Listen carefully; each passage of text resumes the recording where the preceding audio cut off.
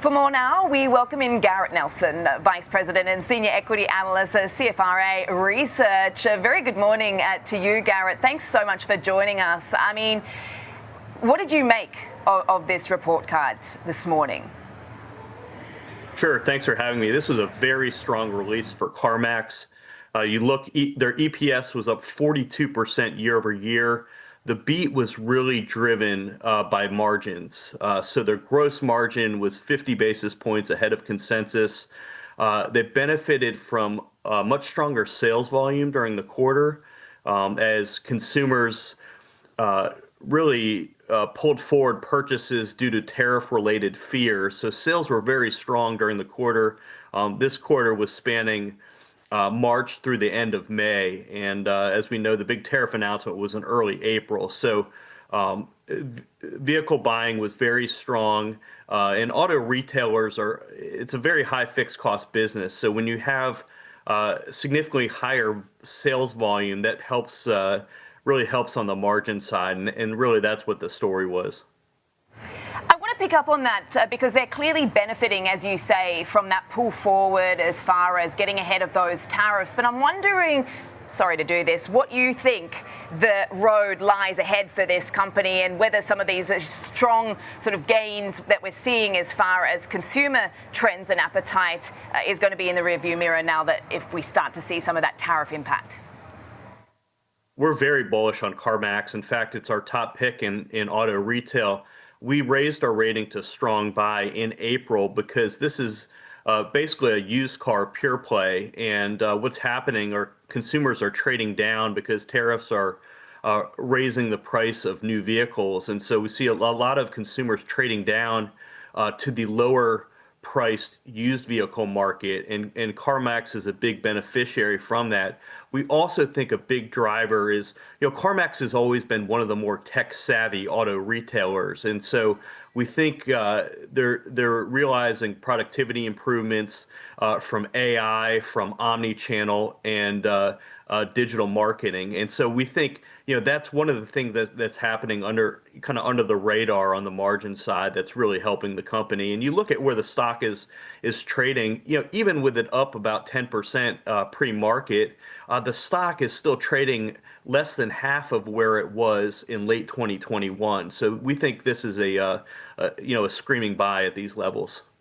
Right, so strong buy rating, no doubt, got even more conviction now off the back of this report card. You have a price target of $95. Can CarMax catch up to Carvana? We think so. They have all the same capabilities as Carvana. When you look at their omni-channel, which they really finished rolling that out nationwide earlier this decade, and they have 250 stores nationwide, so they have a very strong both brick and mortar presence, and they have the ability, all the same capabilities as Carvana. And we think a larger, more established name in the space. There's a lot of room for CarMax to continue growing market share because the used vehicle market is so large and fragmented. So we're very bullish on the outlook for this company going forward. And as you say, continuing to be a beneficiary of certainly those consumer trends, particularly with regards to tariff. We'll park CarMax there. Now, Garrett, let's switch things to Tesla because we've got, of course, the much anticipated Robotaxi launch set for Sunday, even though there have been, of course, some calls for that to be pushed out even further. But what are you watching this weekend? Yeah, we don't think it's any coincidence that they're doing this on a Sunday. Very unusual to have a major launch on over the weekend. So I think it's because Tesla wants to be more low key with this. Much different than the big Robotaxi unveil last October in Hollywood.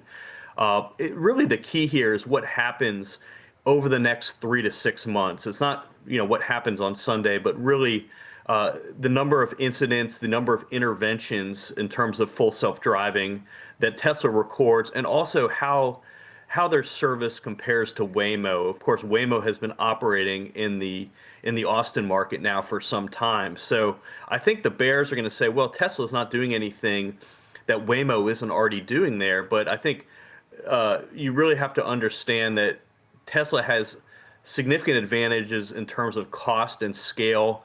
They have annual production capacity of 2.3 million vehicles, and the technology that are using, which is mainly cameras and AI, utilizing cameras and AI, is much different than the more expensive technology that Waymo is using, which incorporates LiDAR, radar, and cameras. So I think that's really where the advantage is, and it's really going to be a matter of how quickly Tesla can scale up in the Austin market and then also expand to other markets in the coming months.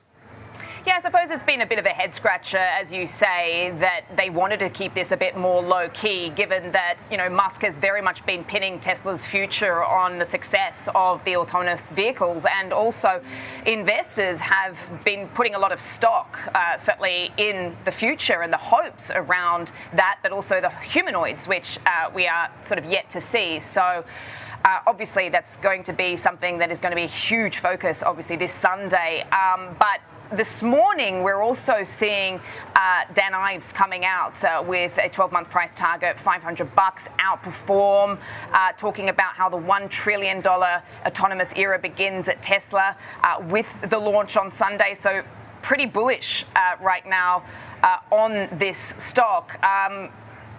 What do you think of that? I mean, do you support that narrative?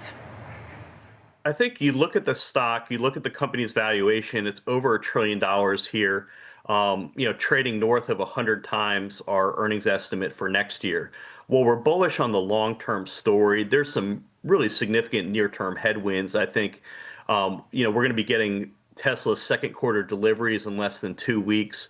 We're not real optimistic on that because we know what the sales numbers are through May, and they've been losing market share across all three of their major markets in China, in Europe, and the U.S. So, we still have some major near-term concerns here, which is why we're at a hold on the stock. Right, got it. And as far as EV adoption here and some of the competition as well, I mean, you mentioned some of the expectations for the deliveries. Obviously, looking good in some segments in key markets like China with the SUVs, but overall, very much off what we've seen previously. And no doubt that is sending alarm bells or signaling alarm bells because of the expectation that things are expected to pull back a bit in markets, as you say, like the Americas and Europe as well. But how are you looking at the combination of the pace of EV adoption here in this market, as well as some of the competition from the likes of, a Nissan Leaf, for instance? Where Tesla really faces the biggest issues as far as competition is in China, where their market share has fallen from second in the EV market as recently as 2023 to fifth. And I think, you look at the setup here with the rally that the stock has had since mid to late April when they reported very disappointing Q1 results, combined with where expectations are, it's really hard for us to make an argument that the stock has a really favorable risk reward at these levels. And you look at the valuation and you look at also how other Chinese companies have really surpassed Tesla in terms of charging technology with fast charging. It's hard. It's really difficult to say that another company might perhaps pass Tesla in terms of autonomous driving technology as well. The space has become very competitive. There's a lot of R&D happening in China, and so we view the stock as fairly valued here, trading at a massive premium to the rest of the industry, and it's really hard for us to argue for more upside over the near term. But we'll see how this rollout goes in Austin over the next few months. Yeah, no doubt. The likes of BYD giving them a bit of a run for their money in markets, as you say, like China. But all eyes on this Sunday. Let's wait and see.